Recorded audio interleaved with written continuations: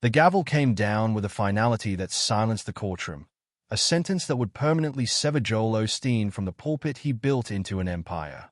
The man who preached prosperity to millions, who turned a former basketball arena into a spiritual fortress, would never stand before his congregation again.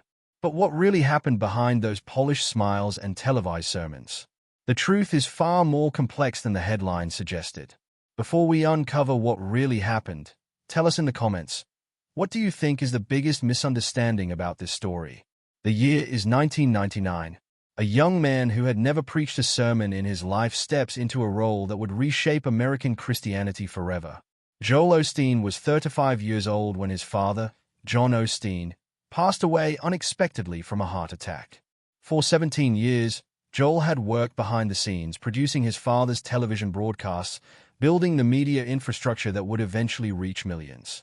He had dropped out of Oral Roberts University after just 1 year, preferring the tangible work of production to the theory of the classroom. Nobody, least of all Joel himself, expected him to take the pulpit. But something remarkable happened when he did. The quiet producer, the man who had spent his entire adult life behind a camera, discovered a voice that resonated far beyond the walls of Lakewood Church. His message was simple: God wants you to live a better life. He focused on the goodness of God, on positivity, on the power of declaring victory over your circumstances. He didn't preach fire and brimstone. He didn't dwell on sin or hell. He offered hope wrapped in a smile, and people devoured it. Within that first year, attendance at Lakewood doubled. The congregation that his father had built to 6,000 members was suddenly swelling to unprecedented numbers. By the early 2000s, Osteen had become a national phenomenon. His first book, Your Best Life Now, became a New York Times bestseller in 2004. The following year, Lakewood Church acquired the Compaq Center, a former NBA arena that had been home to the Houston Rockets. The transformation was staggering.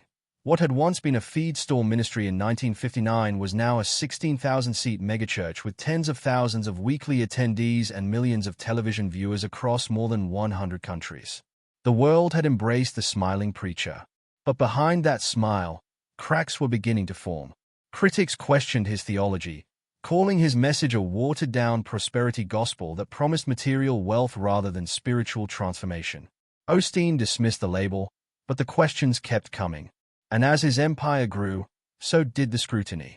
The first major scandal arrived in 2005, the same year Lakewood opened its doors in the Compaq Center.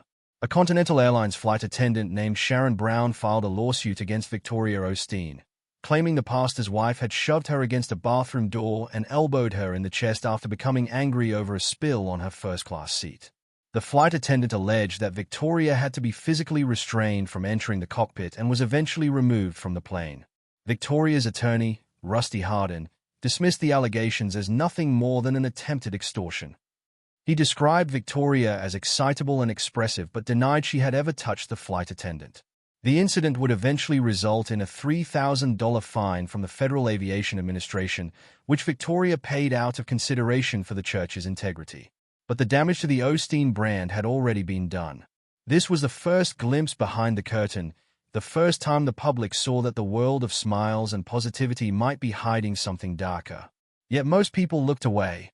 The empire was still growing, still thriving, and its leaders seemed untouchable. But as the years passed, more controversies would surface, each one chipping away at the foundation of trust that Osteen had spent decades building. And then came Hurricane Harvey, and then came the shooting, and then came the sentence that would change everything. But before we get to those moments, we need to understand how a man who started as a television producer became the most powerful pastor in America, and how that power eventually became his undoing. If you're enjoying this story, subscribe so you never miss our next documentary. By the time Joel Osteen stood at the helm of the largest congregation in the United States, he had perfected the art of the smile. Millions of viewers tuned in weekly to hear his soothing voice declare that their best life was waiting for them. But beneath the polished production, far from the cameras and the carefully curated message of hope, a different story was quietly unfolding, one that would threaten to unravel everything. The Osteen name carried weight in Houston, and with that weight came expectations. But while Joel preached a gospel of prosperity and divine favor, His own family tree was tangled with tragedy and unanswered questions. In 2006, just 1 year after Lakewood Church opened its doors in the Compaq Center, a murder occurred that barely registered in the national consciousness, but it should have. Johnny Daniel was an 84-year-old widow, the great-aunt of Joel Osteen's mother, Dodie.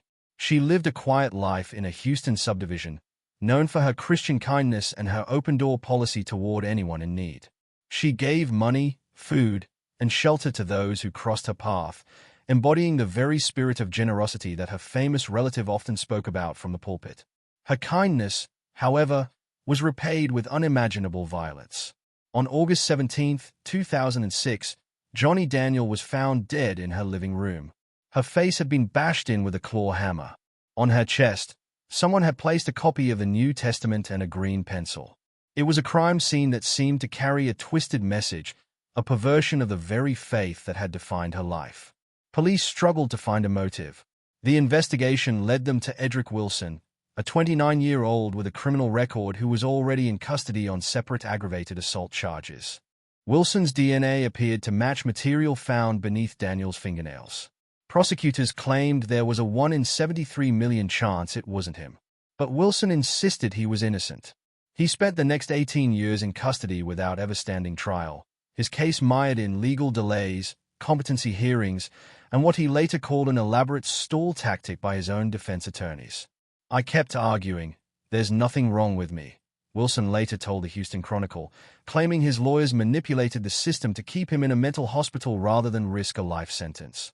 In March 2024, Wilson was finally released after DNA retesting revealed the original match was far weaker than believed, only a 1 in 15,830 chance, enough to be considered an accidental match. The case against him collapsed, and prosecutors dismissed the capital murder charge due to insufficient evidence. Harris County District Attorney Sean Terr acknowledged failures at every level. But here's the question that lingers. While Edric Wilson languished behind bars for nearly 2 decades, the murder of Joel Osteen's own great-aunt remained an unresolved footnote in the pastor's public life. Osteen has spoken sparingly about the case, telling The Guardian in 2010 that her death reaffirmed his faith. Yet investigators are now back at square one, hoping that advances in forensic technology will finally identify the killer.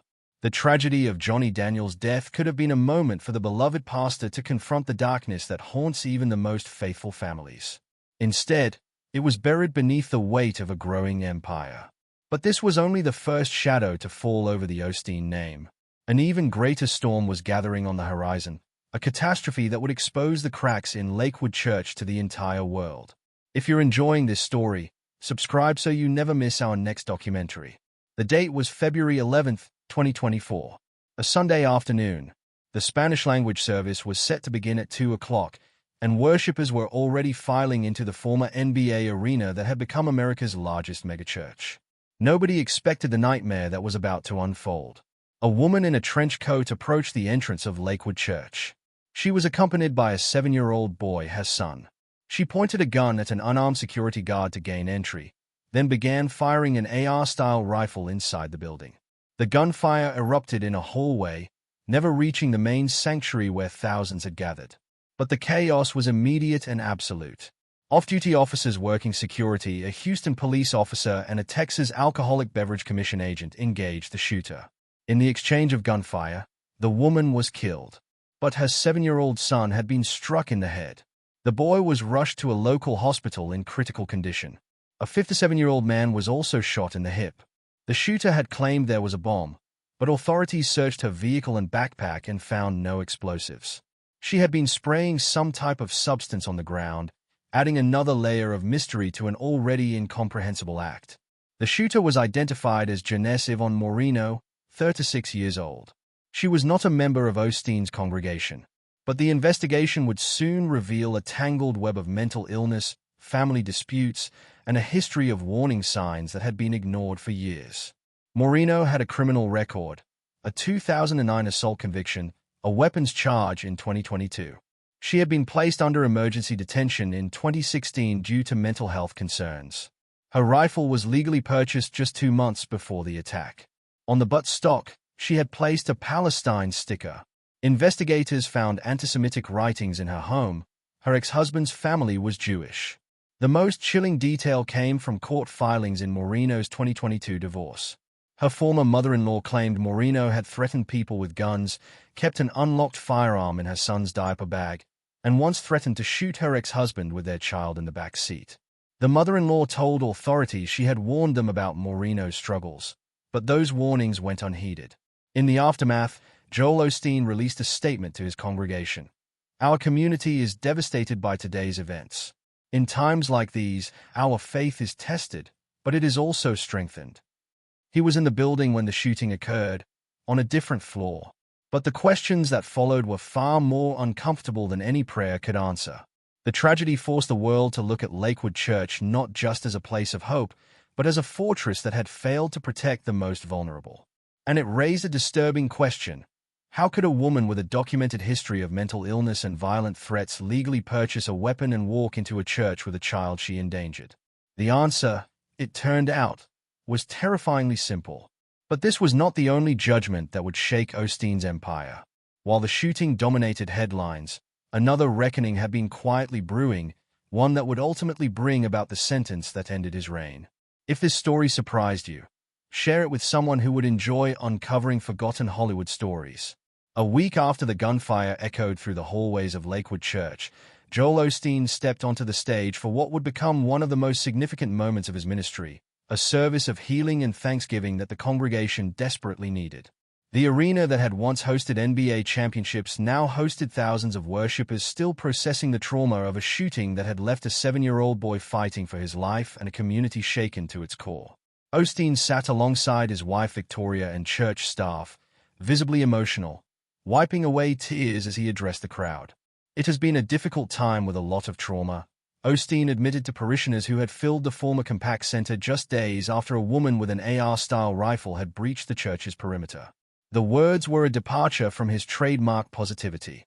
The man who had built an empire on declaring victory over circumstances was now acknowledging the weight of what had occurred.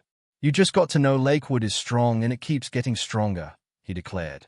"Fear is not going to win. Faith is going to win. We are going to move forward." But the question that hung in the air went unanswered. Why had this happened? And why had Lakewood Church, with its thousands of attendees and global reach, been the target? The shooter, Janice Yvonne Moreno, had a documented history of mental illness stretching back years. Her former mother-in-law, Wally Carranza, had tried to alert authorities and even sent emails to Lakewood Church in 2020 and 2021 asking for assistance with Moreno's struggles. Church officials claimed they had not found records of those emails. Records showed Moreno had sporadically attended services at Lakewood for a couple of years but had not been at the church after 2022. The timeline suggested that someone who had once sought connection with the congregation had spiraled into isolation, and no one had noticed. The investigation that followed uncovered more troubling details. Moreno's rifle had been legally purchased just 2 months before the attack. Texas lacked a red flag law that would have allowed law enforcement or family members to ask a judge to order the seizure of weapons from someone deemed dangerous due to mental health concerns.